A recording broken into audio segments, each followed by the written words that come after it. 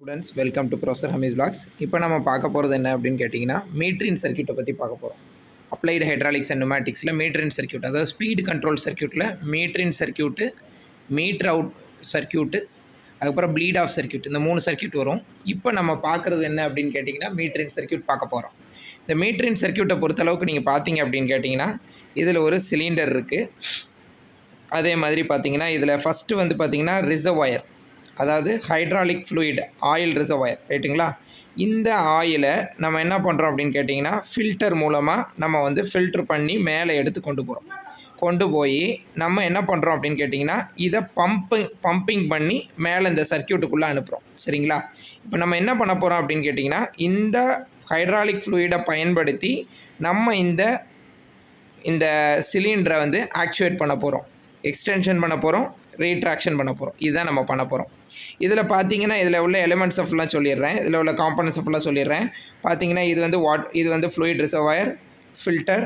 அதுக்கு அடுத்து பார்த்தீங்கன்னா இதில் வந்து ஒரு பம்ப் இருக்குது. இது வந்து ட்ரிவன் பை மோட்டரை வச்சு ட்ரிவன் ஆகுது. இது பார்த்தீங்கன்னா ப்ரெஷர் ரிலீஃப் வால்வு. அதுக்கப்புறம் பார்த்தீங்கன்னா இதிலேருந்து மீதி ஆயில் வெளியே வர்றது வந்து இதில் வந்து இதில் ட்ரைன் பண்ணிக்கிடுவாங்க. இது பார்த்தீங்கன்னா டிசிவி, டைரக்ஷன் கண்ட்ரோல் வால்வ்னு சொல்லுவாங்க. இது ஒரு பக்கம் இப்படி ஆக்சுவேட் ஆச்சுன்னா எக்ஸ்டென்ஷன் நடக்கும், அதே மாதிரி இந்த சைடு ஆக்சுவேட் ஆச்சுன்னா ரெட்ராக்ஷன் நடக்கும், ரைட்டுங்களா? ரைட். இப்போ இதுக்கு பேர் என்னன்னு கேட்டிங்கன்னா ஃப்ளோ கண்ட்ரோல் வால்வ், ரைட். இப்போ நம்ம இந்த மீட்டரின் சர்க்யூட்டை பற்றி பார்ப்போம். ஃபஸ்ட்டு பார்த்தீங்கன்னா ஆயில் அப்படியே மேலே வருது, அதை ஃபில்ட்ரு பண்ணி அப்படியே வந்து அதை பம்ப் வழியாக அனுப்புகிறோம்.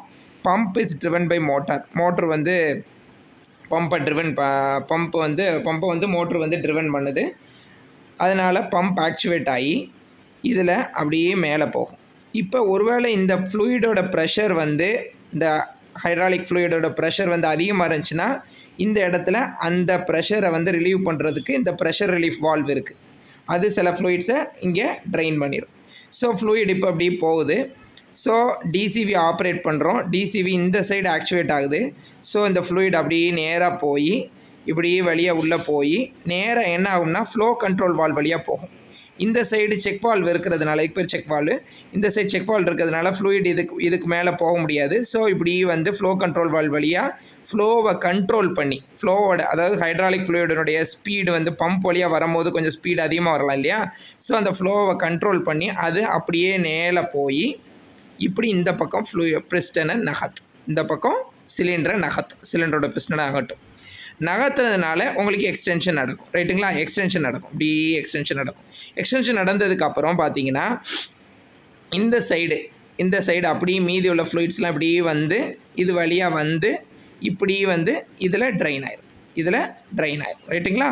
சரி, இப்போ இது எக்ஸ்டென்ஷன் நம்ம பார்த்துட்டோம். இப்போ ரிட்ராக்ஷன் பார்க்க போகிறோம். ரிட்ராக்ஷன் எப்படி நடக்கும் அப்படின்னு கேட்டிங்கன்னா இப்போ இந்த சைடு ஆப்ரேட் ஆச்சு நமக்கு இல்லையா? இந்த சைடு ஆப்ரேட் ஆச்சு. அதே மாதிரி இப்போ ஃப்ளூயிட் வரும். அடுத்து பாருங்கள், ரிட்ராக்ஷன் பாருங்கள். அதே மாதிரி ஃப்ளூயிட் மேலே ஏறி ஃபில்டர் வழியாக பம்ப் வழியாக வந்து நமக்கு இப்படி ஏறாமல் என்ன இந்த வால்வை ஆக்சுவேட் பண்ணி இப்படி ஏறும் ரிட்ராக்ஷனுக்கு. பாருங்கள், இப்படி வந்து இப்படி ஏறி இது வழியாக அப்படி நேராக போய் இந்த சைடு இந்த பிஸ்டன் மூமெண்ட்டை நமக்கு இந்த சைடு இந்த பக்கம் கொண்டு வரோம். ஸோ இந்த பிஸ்டன் வந்து இப்படி மூவ் ஆகும். ஸோ இந்த சிலிண்டர் வந்து இப்படி மூவ் ஆன சிலிண்டரில் உள்ள பிஸ்டன் இப்படி மூவ் ஆனது இப்படி மூவ் ஆக ஆரம்பிச்சிடும். ஸோ இப்படி மூவ் ஆகுது இல்லையா? அதே மாதிரி மீதி உள்ள ஹைட்ராலிக் ஆயில் வந்து ஃப்ளூயிட் வந்து நமக்கு மீதி உள்ளது இங்கே உள்ளது அப்படியே ட்ரெயின் ஆகி இந்த ஃப்ளோ கண்ட்ரோல் வால்வ் வழியாக வந்து இப்படி வந்து நமக்கு எங்கே இருக்கும், இப்படி வந்து இந்த வழியாக ட்ரெயின் ஆகி நமக்கு ஃபைனலாக ட்ரெயின் ஆகி முடிஞ்சிடும், சரிங்களா? ட்ரெயின் ஆகி முடிஞ்சிடும். ஸோ எக்ஸ்டென்ஷன் முடிஞ்சு ரிட்ராக்ஷன் நடந்துருச்சு.